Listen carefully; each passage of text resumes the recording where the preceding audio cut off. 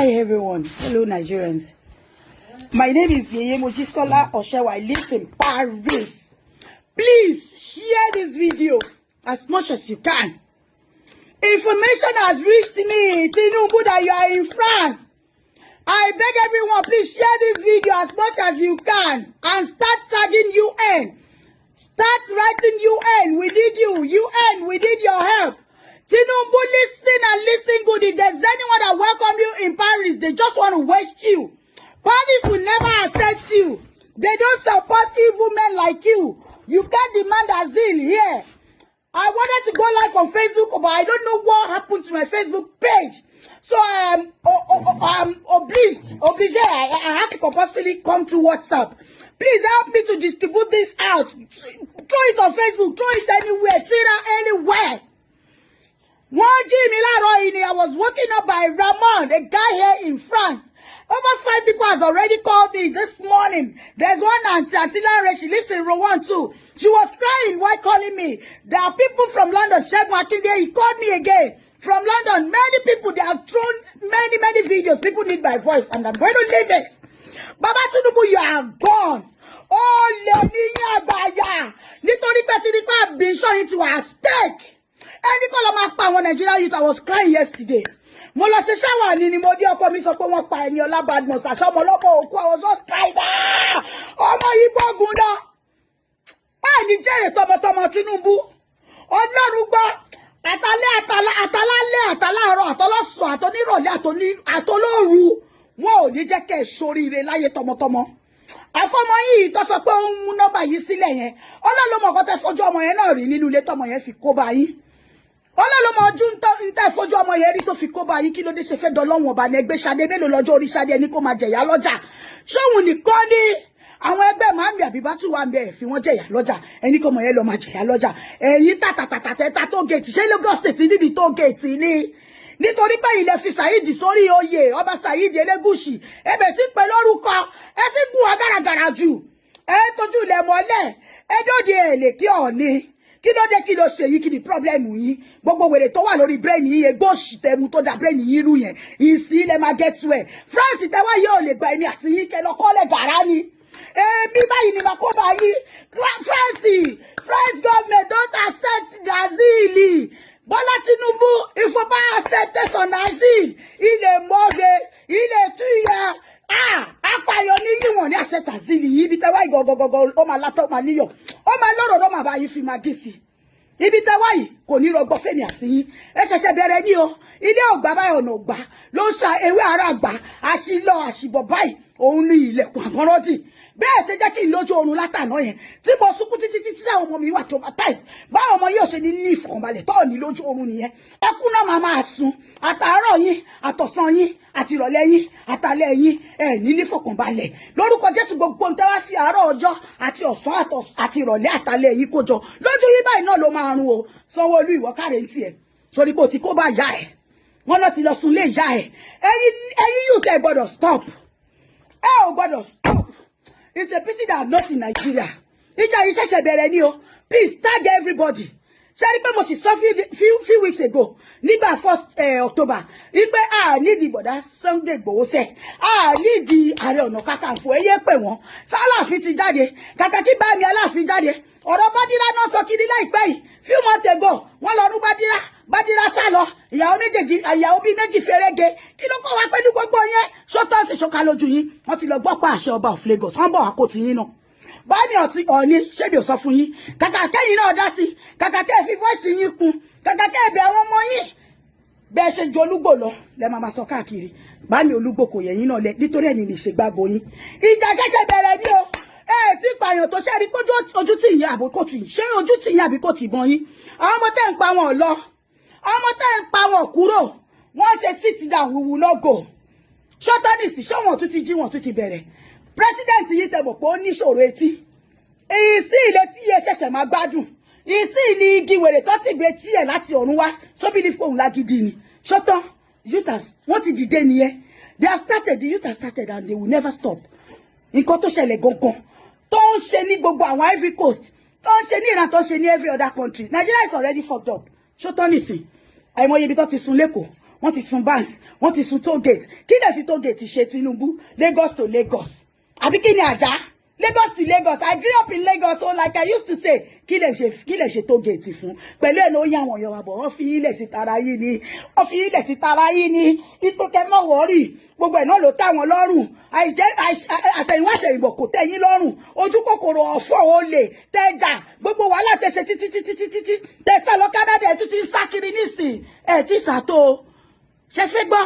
Ewé orí omi ò kì í nísinmi. Tinubu Jagaba ò ní nísinmi. Láàárọ̀ ò ní nísinmi. Ọ̀sán ò ní nísinmi. Ìrọ̀lẹ́ ò ní nísinmi. Alẹ́ ò ní nísinmi. Tọ́lálé bá ní kó dá fún Tinubu aláàárọ̀ ò ní gbà fún ìwọ náà rí ọ̀ọ́bí 2023 ń tó ṣe fún bàbá Ọbásanjọ́ ṣó o padà gbẹ̀san ẹ̀ báyìí lórí ara ẹ̀ tóró ọ̀rá gbàfin ṣó ti ríbi tó padà yọrí sí fún ẹ̀ o ò lè débẹ̀ kó o kú o ò lè débẹ̀ ò lè jà sí lìmbí ibi tó tẹ̀ wọ́ọ̀sì ló ti wá ìtorí France ò tẹ̀ fẹ́ wàhálà French don't want problem so French tó tẹ̀ wá yìí kò lè bí ẹ kò lè fẹ́ mọ́ ẹ rárá àfi kó yà sápamọ́ o nítorí èmi kí n sọ fẹ́ gàrà mo ti rí kí àwọn tó máa wá dojú ẹ̀ tó bá bí ẹ kú kó dárúkọ bí tó wà sí wa tábà ní wá di ẹ lálejò ìwọ sá kúrò lé ìwọ wá sọ̀rọ̀ lórí phone ṣé mo lè play voice mail yẹ mo lè play voice mail yẹ it's almost true can you imagine nílùú tó ti fẹ́ di president you are saying you are not the one that ordered Lekki but you saw what happened in Lekki why don't you come live why don't you go out and say one or two things tó bá ìlọ Lẹ́kì yẹn tó bá jẹ́wọ́ dágbà gidi Tinubu tó bá jẹ́wọ́ dágbà dáadáa tó bá ìlọ Lẹ́kì yẹn bẹ́yìn ọmọ mi mo ti dé ó dá yẹ ẹ̀ṣẹ̀ mi bó bá ṣe wù yín àníkẹ́yẹ jáwọn mo ti gbọ́ máa bá yín dá sí a máa tún ṣe gbogbo ń tẹ̀ ń sọ náà láti gbọ́ a máa tún tò ṣótọ́ ẹ̀yìn ìbọn pa ọmọ ọlọ́mọ ẹ̀ ṣe fáyà bó ṣe fáyà ọmọ ọlọ́mọ ẹ̀ lọ́ máa fáyà yìí ẹ̀ wọ́n fáyà ẹ̀ràn ìdíràn ẹ̀ ṣé bó náwọn ọmọ tiẹ̀ ṣebí tó bá ti lọ wàá ṣàkó wọn lọ sọ́run ní jọ́kọ̀jọ́kọ̀ ṣebí o máa díjú ìtò òní làmọ́ ṣebí jọ́kọ̀jọ́kọ̀ o máa paná jẹnẹrétọ̀ yìí tó ń mí lára ẹ̀ yìí tí ò ní mímọ́ tó bá ti ń lọ báyìí kó yá káwọn ọmọ ẹ̀dá ní lọ ni o kó o káwọn ọmọ ẹ̀dá ní lọ ọ̀run ni nǹkan tó lè favour ẹ nìyẹn France tó wáyìí èèwọ̀ ni ṣé wọ́n ló ní kó lọ gbẹ́bọ sí French embassy ṣé wọ́n ló ní kó gbẹ́bọ lọ sí French embassy ìwọ ló gbẹ́bọ lọ French embassy ẹbọ ẹ ò lè fi kó lè gbà kò ní yẹ̀wò àtàwọn tó gbẹ́bọ lọ sí French embassy Ọlọ́run gba ṣẹ̀ṣẹ̀ bẹ̀rẹ̀ ẹja ní o wí tẹ̀ṣẹ̀ lánàá yẹn ní ṣe bẹ́ẹ̀ mọ̀ UN come and help us French come and help us we need help Nigeria need help mo ti sunkúnsúnkú ti sún mi ò ní sunkún mọ́ ní ìsìn àná ìfọ̀ àná ìdí ẹjẹ́ àjọ fèsì ara wa ẹ jẹ́ kájọ fèsì ara wa ìkànnì yìí ẹ ta títí ẹ̀ṣẹ̀ bẹ̀rẹ̀ sí ní taba bíìsì mo dé kò ní láti ẹ̀ ń ta bíìsì ẹ̀ ń gbowó káwọn èèyàn tó lọ gbatẹ́gùn Ọlọ́run kó tó lọ sí etí odò etí omi tẹ́ ẹ̀ mọ́ bó ṣe débẹ̀ Ọlọ́run ló dókun ẹni kó máa sanwó tíkẹ́ẹ̀tì torí Ọlọ́run bí Tinubu kí ló fẹ́ fowó ṣe kí ló fẹ́ jọ fowó ṣe ó kò jọ yẹ irú mọ́ lè ṣù ó jọ yẹ ẹni tó gbé ṣù kéèyàn gbé ṣù mi kó tó ngọgọ lè ṣù kò yẹ kó dájú bíi títọ dájú ọba abiyamọ ni ẹ and there will never be peace for you Nigeria has opened your nyash and we will never close it until you stop breathing yìí ta bẹ̀rẹ̀ yìí àṣẹ̀ṣẹ̀ yìí ta kò sí àṣẹ̀ṣẹ̀ bẹ̀rẹ̀ ni no peace for the wicked you can't stay here in France toll gate yẹn kó má wáyé mọ́ kó ọrùn pátápátá. Even the toll gates were the reason there used to be go slow along Ajah to Lagos. Àwọn èèyàn dẹ̀ lọ transact business. Àbí kó má lọ lé wọn mọ́ ni after the day's work. Òun go toll gate, òun gbowó ọ̀nà lọ́wọ́ wọn. Ṣé ló toll gate jẹ́ interstate ni? Ó jẹ́ one country to another nítorí òun gbowó lọ́wọ́ wọn. Tí ó bá ń ṣe olè ọ̀kanjọ́ ọ̀fọ́n tó ti bá yí ẹ jẹ́. Ó máa ọmọ ọlọ́mọ kàkà kó lọ kàwé. Ó sọ wọ́n di hoodlums. Ṣó tọ́ nìsín bá àbẹ̀jẹ̀ MC Olúọmọ. Ṣó ti fẹ́ torí ẹ kú. Ọmọ ọlọ́mọ ti sá lọ. Ó gbọ́jú ẹ lọ. Bó ṣe jẹ́ literate yẹn Tinubu ó gbọ́jú ẹ lọ àwọn ọmọ táyẹn dà wọn ò ready láti fẹ̀mí wọn lélẹ̀ fún ẹ o rò pé they are stupid you think they are idiot ó ní màmá lò fún ẹ nísìn you don't merit anybody's business ó ní ó lè tó bá mi ọ̀ṣẹ́ wà my father works at the Ministry of Works and Housing at the race course at Tinubu beside the tribunal the court the Supreme Court in Lagos Island títí tó fi wọlé Ọlọ́run sùn. My brother was a pensioner. He never received a dime as pension. My brother never collected money. Eti suwa títí àwa tá wà ní diaspora. Eti suwa kò gírí. Àwa la wá sọ̀rọ̀. Àwa la wá boost àwọn èèyàn wa. Because why? We're seeing everything. we knew that you people knew what you're doing. I'm a quick kale se fáwọn èèyàn wa. Àwa la wá boost àwọn èèyàn wa nísìn. Àwa náà wà ní dúró kó dá ìjà yẹn jà. Èmi ń bọ̀ nílé láìpẹ́. Tí mo bá rọ́nà mo ń bọ̀ nílé. I will come and lay my voice. Because emoye tí Western Union gbà láti all over the world in abroad.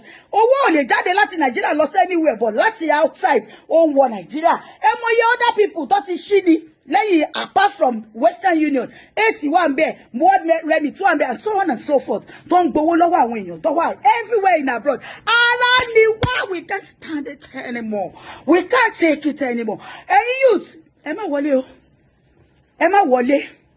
No retreat, no surrender. Ṣẹ́rí ìta bẹ̀rẹ̀ yìí, lórúkọ Jésù, a máa rí òpin ẹ̀. Ẹni máa kú lóòótọ́ á kú, ṣùgbọ́n ẹni tó máa kú, á kú. Wọ́n wá gbádùn, wọ́n wá jẹ ọbẹ̀, ẹ̀gúsí tí wọ́n fi oró, tó fi ìpọ́njú, omi ẹ̀jẹ̀, omi ojú, tó fi ṣẹ́, wọ́n á farabalẹ̀ jẹ̀gúsí ẹ̀. Ẹ̀ta títẹ̀ ẹ̀ǹta orí ọ̀fẹ́ Ọlọ́run. Babish is orí ọ̀fẹ́ Ọlọ́run. Kí lẹ ń kó àwọn irin, ẹ kó irin jọ sí Babish, ẹ fi barricade Babish. Ó wá di pé àti wọ inú ibi tí àwọn èèyàn kò tẹ̀ lè jókòó sí. Àwọn èèyàn lè ta drinks náà, wọ́n lè ta gala, wọ́n lè ta meat, wọ́n lè ta rice, wọ́n lè ta anything. Wọ́n lè ta anything beverages àbóúnjẹ. They can sell that and take money, but not the access. Tinubu, you are a wicked man. You are a wicked man. And no peace for the wicked. Ẹ jọ̀ọ́ bá mi share video mi. Ẹni tó bá mọ̀ ẹ bá mi jù sí. That he has many hatred in France. I want you to pay me and they mean you. Adoma lu àwọn wèrè tó gbà lálejò ni mi ò tí mọ̀ wọ́n, I'm finding them. Adoma lu yene. Your asile will never be granted in France. If you are married to any French citizen or you have them as friends, please inform them they should not accept Tinubu. He was an asylum seeker in Canada. Let him go elsewhere. Àwọn Nigerians know them dúró there. An error is what you did by coming to France. Oh, ní ṣe oríire kò ní yẹ. Kò ní yẹ. No wonder your parents abandoned you. Ọmọ àlè játijàti. God.